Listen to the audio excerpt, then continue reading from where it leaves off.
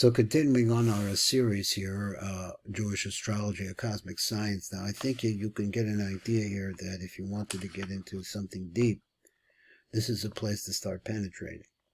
Because we've already saw the Sul of Abalafia and this Sefer, which is called Sulam Aliyah, which I learned a little bit with Rabbi Yaakov Kronenberg, great Kabbalist in astrology you see here. That you can actually get a hold of these things and meditate them on into tremendous things. People have troubles in their lives. People have problems, physical problems. So we need to bring the name Yud K Vav K. There is no, this is my opinion, there is no real solution for life. Life ends in death. That's the problem. So even though if we make the greatest strives to keep people alive, and you see the wounded warriors and so many other things, but nonetheless we're all going to disappear, and the next rounds will come in our place. As you get older, you see that's very obvious. So here we come on over here, and we're going to see over here how it is that things change, the nature of change. How deeply can a person get involved in understanding the work of the Almighty? Well, let's get over here and let's see if I can get a focus on this a little bit better. And he says like this: let us focus on the holy name of God, which we pronounce Havaya. It's the Hebrew letters Yud Ke Vav Ke. This name is permuted 12 times and is placed on the 5th level of the chart of Adam Arisha. Now, this is the chart once again.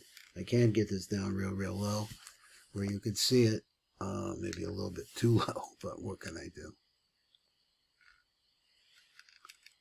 And this is our old chart. This is the chart we used before. And the 5th level, counting from the inside, which is the most lowest level, moving upwards, is this name, one of the names of the permutations of God's name. So in part 1, he says like this: we discussed the fact that Adam's zodiac has 5 levels, of which the first 2 are standard in Western astrology, as he said previously, which are houses, signs, and planets. People that astrologers throughout the world agree on this. Above that, though, we have 12 tribes of Israel, together with 12 jewels, which were on the breast placement of the high priest, the Kohen Gadol, in the Holy Temple in Jerusalem. We will cover the 12 tribes and their influences in future lessons. Above the tribes are 2 different names of God. So the name Adnut and the name Havaya. These 2 are 2 main names. We have to understand that in Kabbalah, if you're familiar with it, this is the context of male and female, called Zohar V'Nok. We explained how the 5th level, name Havaya, was permuted into 12 names. These 12 names separate entities in there. But there is a distinction between the male, which is the right side, and the female. And let's see if I skipped something. I did. Okay, are the sources, let me read back because I skipped something. He says, these 12 names are the source influences of each month, and therefore each month is going to have a different characteristic and a different impact on the world. We also mentioned that the permutations of God's name, which is associated with the first 3 months, which was Aries, which is Nisan, Aries Nisan, Taurus Iyar, and Gemini Sivan, using the Hebrew months, starts with the letter Yud, which is the first letter of God's name, and associated with the time of spring. Then the next 3 months, which are Cancer, Leo, and Virgo, are the summer, come from the first Hey of God's name, and they rule the summer.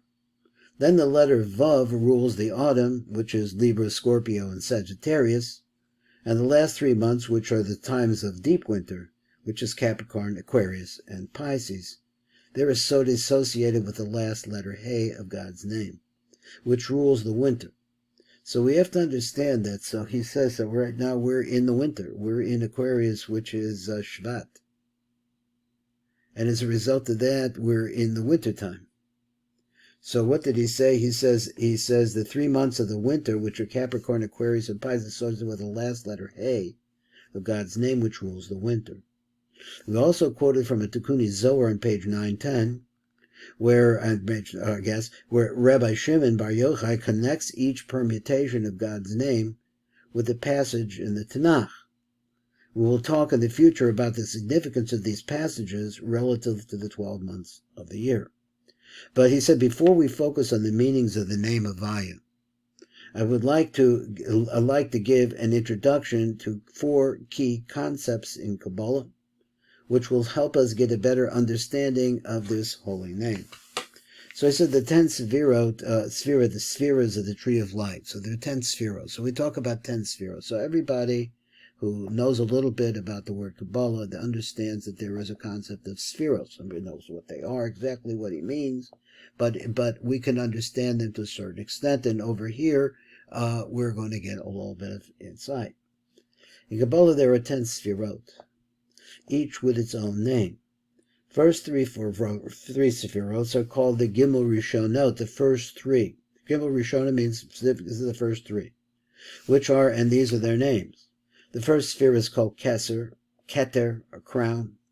The second sphere is called Chochmah, or wisdom. And the third sphere is called Bina, which is understanding. Now there are 10, right? So those are the first 3. And they're called, in the acronym amongst Kabbalists, they're called the Gar. Gimel Rishonos. That's what Gar stands for. So the next 7 spheros, which are called the Zat, the Zayin Tachtonos, the 7 lowest spheros, are called Chesed, which is love or mercy, Gevura, which is either strength, judgment, connected to the left arm. So one must make sure that you understand that. Tiferes, majesty and truth, connected to the chest. Netzach, which is victory, which is victory, and Hold, which is glory, which represent the 2 legs, the right and the left leg, in that order. Now then there's another one called Yesod, which is foundation, and Malchus, which is called kingship. Keter, is the highest sphere of the 10 sefirot, and it is an intermediary between the world above and the world that we are living. So it's a transfer part, it's a bridge. Keter is a crown sitting on the king's head, but is not part of the king. It's something different. So when we think of this as a metaphor like brought by the Uriah Kodesh, give us an idea how things work. The Keter is really from another place. So he says, so Keter is counted, so he says, not part of the king. It is above him. So sometimes Keter is counted with the other sefirot, and he considers to be their source. And other times is counted with them. So one time is counted with the other spheros, and other times is counted with them, excluded as the source. So in other words, if you count it, it's called kochav in Hebrew, keser chochmah bina. So sometimes it could be part of the combination of the rosh, and sometimes not. I think that's what he meant to say. The 10 spheros become the 5 partsufim, or 5 faces. Now, what's this talking about? This I used to say that the concept is 5 will get you 10. So there are 5 systems of light. These are actually sefirot, are actually interfaces, which are very similar to the concept of the letters, but those are sefirot, these are letters, we have to put them in the right places. Is the combinations of the letters form themselves into sefirot, and the sefirot can form themselves into 5 different faces. The 10 spheros are also grouped into 5 partsufim faces. Through these partsufim, the sefirot learn to do their tikkun, their rectification, and they are. The first one is Keter, which is also could be known as Atik Yomim, the Ancient of Days, and also known as Erik Anpin, which is the long face.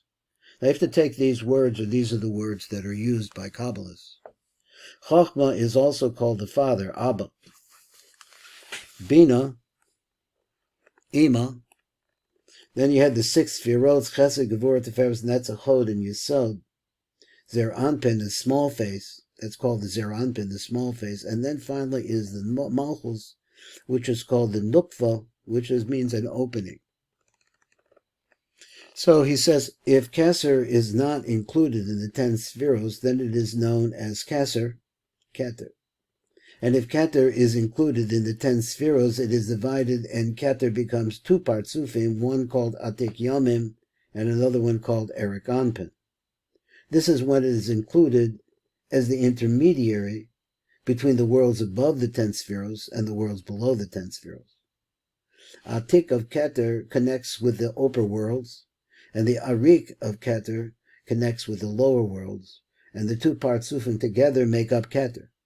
So when Keter is included, you then have 6 partsufim, instead of the standard 5 partsufim. Atik and Arik for Keter, Abba ve'ima, Zer Anpin, and Nukva. Now we'll go over this again one more time, because it wasn't so easy and it never lined up good anyway. Now this is something that I'm not sure that I agree with everything that he said there, but pretty much everything what he said. So let's go over it again. We'll see if I can understand it better. So it is possible that you could count Keser as one of the 10 sefirot. I thought he was going to say something else, because if it's not counted, then Das is counted. Then it becomes Chochma Bina Das instead of Keser Chochma Bina. But he doesn't say that. So let's see what he does say. So Keser apparently could be included in the 10 sefirot, then it is known as Keter. But that's when it's included. So it's just Keter. But if Keter is included in the 10 sefirot, so it seems to be if Keser is not included in the 10 sefirot, then it's known as Keser. So it's outside, it's a Keser. But let's say that we're using it as actually it's a part of the other 10 sefirot. And if Keser is included in the 10 sefirot, then you have to divide it. Then Keser get divided into 2 partsufim. Now partsuf is a system of shining lights. It's a system always a 5. It comes in a number 5. So there are 5 partsufim. So every partsuf has 5 partsufim, and every every one of the 5 that's in the partsuf as a parts of its own. He just goes on and on. But the basic idea here is that this is how it gets divided up. And let's see what he gets. And if Keser is included in the 10 sefirot, it's divided. And Keter becomes 2 partsufim. One is called Atik Yomim. So this means ancient days. As ancient days is the concept of something which is connecting to the Ein Sof, which is beyond our ability to understand it. And Arik Anpin. Arik Anpin is that aspect of Keser, which is the core of all the reality that we understand if we're looking at, and get my words carefully here, if we're looking at the light of God shining from the inside out towards us, then we see it in the terms of Eric Anpin, which is the root of all the reality that's around us. So that's something we can grasp. So one, you have an interface which is called Atik Yomim, which is reaching beyond into infinity, beyond our ability to understand it. And the other part, which is called Eric Anpin, he translates as its long face, because it goes from one end to the next. That is, the complete reality is all built around Eric Anpin, that light. So he said this is when it is included as the intermediary between the worlds above and the 10 sefirot and the worlds below the 10 sefirot. A tick of Keser connects with the upper worlds. When the Rik of Keser connects with the lower worlds, and the 2 partsufim together make up Keter. So when Keter is included, you then have 6 partsufim. Now let's see if it counts instead of the standard 5. So here's Atik and the Rik, those are 2. Then you have in Ima, that's Chochma Bina, that's 4. Then you have Zer Anpin, and the Nukva, that's 6. Now this particular fact is one that I haven't seen dealt with before. It was very interesting, and we'll go on in the next year in this subject. This is Baruch Fleischman, Tikkun Elevator Kola.